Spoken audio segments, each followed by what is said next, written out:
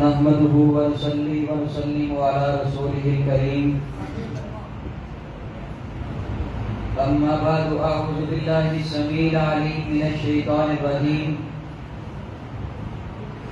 قال الله تبارك وتعالى في القرآن الحكيم إنا نحن نزلنا الذكر وإنا له لحافظون. حضرات، عصر حاضر اور ماضی قریب کا جو دور ہے، بلا شبہ یہ دور سائنس کا دور سمجھا جاتا ہے. ہر چیز کو مشاہدے کی بنیاد پر ایکسپٹ کیا جاتا ہے، اور ایسے عالم میں الحمدللہ ہمارا یہ دعویٰ ہے کہ جتنے بھی علوم ہیں، چاہے ان کا تعلق معدنیات سے ہو، چاہے ان کا تعلق فلکیات سے ہو، چاہے ان کا تعلق ارضیات سے ہو، جتنے بھی علوم ہیں، تمام کے تمام علوم قرآن کے سامنے سجدہ ریز ہیں. کیوں؟ کیونکہ یہ خالق کی کتاب ہے کہ جس نے اس کتاب میں ایسے ایسے علوم واضح کر دیے ہیں کہ جو بغیر مشینری کے اور جدید لیبارٹری سے ہٹ کر مالک کائنات نے آج سے 1400 سال پہلے درج کر دیے. وہ دور تھا کہ جب یہ سائنٹیفک تحقیقات، یہ ایکسپیریمنٹ، یہ کتابیں، یہ ٹیلیسکوپ، یہ لیبارٹریز، یہ سائنٹیفک انوویشن اور انوینشن کے سینٹرز، یہاں تک کہ ایک جگہ سے دوسری جگہ علم حاصل کرنے کے لیے جدید ذرائع بھی نہیں تھے. ایسے عالم میں تاجدار مدینہ نے مکہ اور مدینہ کی ان وادیوں میں بیٹھ کر قرآن پاک کے ذریعے وہ ارشادات بتائے کہ جس کے بعد 1200 سال تک سائنس اگنورنٹ تھی. سائنس اس کے بارے میں زیادہ زبان نہیں کھول سکتی تھی. سائنس ان علوم کو کیلکولیٹ نہیں کر سکتی تھی.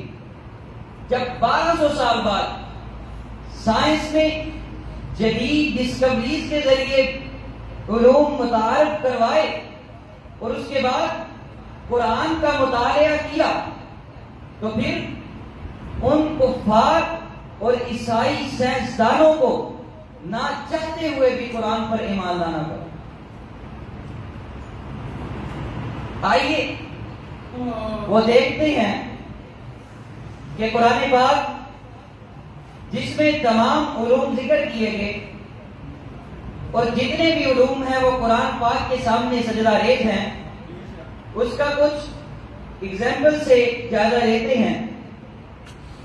آج سائنسدان کہتے ہیں کہ یہ جو ارتھ یعنی جس زمین پر ہم رہ رہے ہیں، اس زمین کا 71% حصہ اوشن یعنی تری ہے اور 29% حصہ خشکی پر ہے. آج ہم قرآن سے پوچھتے ہیں کہ قرآن اس کے بارے میں کیا کہتا ہے. قرآن پاک میں لفظ سی یعنی کہ تری یہ 32 بار استعمال ہوا، اور اسی طرح لفظ لینڈ یہ قرآن پاک میں 13 بار استعمال ہوا. ان اعداد کو جب جمع کیا جائے تو عدد 45 نکلتا ہے، اور اس عدد کو جب پرسنٹیج نکالی جائے، فلکیات اور سائنس کے میدان میں جب اس کی پرسنٹیج نکالی جائے، تو انٹرسٹنگلی مشاہدات کرنے والے کہتے ہیں کہ قرآن پاک نے آج سے 1400 سال پہلے اس چیز کا اعلان کر دیا کہ زمین پر 28.1 ٹو بی ایگزیکٹ خشکی ہے، اور اسی طرح 71.1 ٹو بی ایگزیکٹ اوشن اور تری ہے. قرآن پاک 1400 سال پہلے کہہ رہا ہے. یہ وہ معارف ہیں جو قرآن پاک کے ساتھ وابستگی سے ملتے ہیں. آج سائنسدانوں نے اپنی عقل کے گھوڑے دوڑاتے ہوئے اس بات کو ثابت کیا کہ 71% تری اور 29% خشکی ہے. قرآن پاک 1400 سال پہلے اس چیز کو واضح کر رہا. اور ایک اور بڑی خاص بات، قرآن پاک نے جب لفظ آئرن یعنی لوہے کا ذکر کیا تو سورۃ الحدید میں مالک کائنات نے ارشاد فرمایا، سورۃ الحدید کی آیت نمبر 17 میں اللہ تعالیٰ ارشاد فرماتے ہیں کہ وَأَنزَلْنَا الْحَدِيدَ لِتُبَيِّنَ لِلنَّاسِ وَأَنزَلْنَا الْحَدِيدَ بَأْسٌ شَدِيدٌ وَمَنَافِعُ لِلنَّاسِ، کہ ہم نے اس لوہے کو نازل کیا اور لوگوں کے لیے اس میں بڑے منافع اور بڑی منافع کی چیزیں ہیں. اور ایک اور مقام پر اللہ تعالیٰ نے جب لوہے کا ذکر کیا تو لفظ نازل استعمال کیا. لوہا معدنیات میں شامل ہے. اللہ تعالیٰ نے قرآن پاک پر جتنی بار بھی معدنیات کا ذکر کیا اس طرح بیان کیا کہ ہم نے زمین سے نکالا، لیکن جب لوہے کا ذکر کیا تو کہا وَأَنزَلْنَا الْحَدِيدَ کہ ہم نے لوہے کو نازل کیا. آج سائنس کیا کہتی ہے؟ سائنس مشاہدات کی بنیاد پر اس نتیجے پر پہنچی ہے کہ جو لوہے کی جو ساخت ہے، سائنسدانوں کا اس بات پر اجماع ہے کہ جو لوہے کی جو ساخت ہے یہ زمین کی اپنی پروڈکٹ نہیں ہے، کیونکہ لوہا جس ٹمپریچر میں تیار ہوتا ہے وہ ٹمپریچر زمین کو میسر ہی نہیں ہے. تو سائنسدانوں نے مشاہدات کے بعد یہ بات بتائی کہ لوہا قدیم زمانے میں آسمانوں سے کوئی سیارہ ٹھنڈا ہو کر ڈیڈ ہو کر گرا اور وہ زمین میں لوہے کی شکل میں ٹھہر گیا. اور قرآن 1400 سال پہلے کہہ رہا ہے کہ ہم نے لوہے کو نازل کیا اور دوسری جتنی بھی معدنیات ہیں ان کو زمین سے نکالا. اور اسی طرح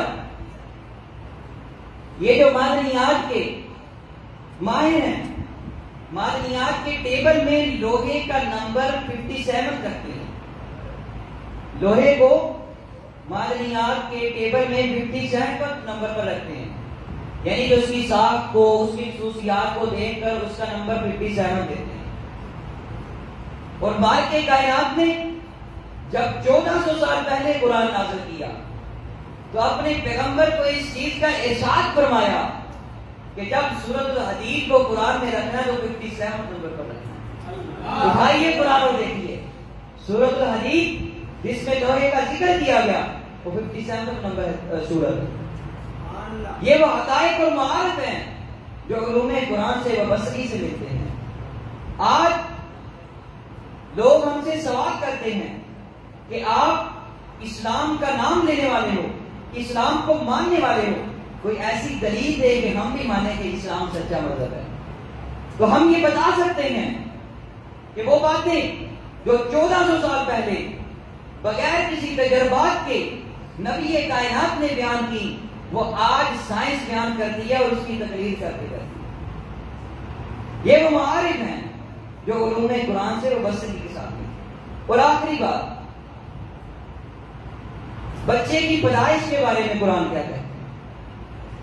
قرآن پاک سورۃ المومنین میں اللہ تعالیٰ نے فرمایا وَجَعَلْنَاهُ فِي قَرَارٍ مَكِينٍ ثُمَّ خَلَقْنَا النُّطْفَةَ عَلَقَةً فَخَلَقْنَا الْعَلَقَةَ مُضْغَةً فَخَلَقْنَا الْمُضْغَةَ عِظَامًا فَكَسَوْنَا الْعِظَامَ لَحْمًا، کہ ہم نے ماں کے پیٹ میں خاص جگہ پر پانی کو رکھا اور اس کے بعد وہ پانی ایک خون کے دوترے کی شکل اختیار کی اور اس کے بعد اس نے گوشت کی شکل اختیار کی اور اس کے بعد اس پر ہڈیاں آئیں اور اس کے بعد ہم نے انسان کو پیدا کیا.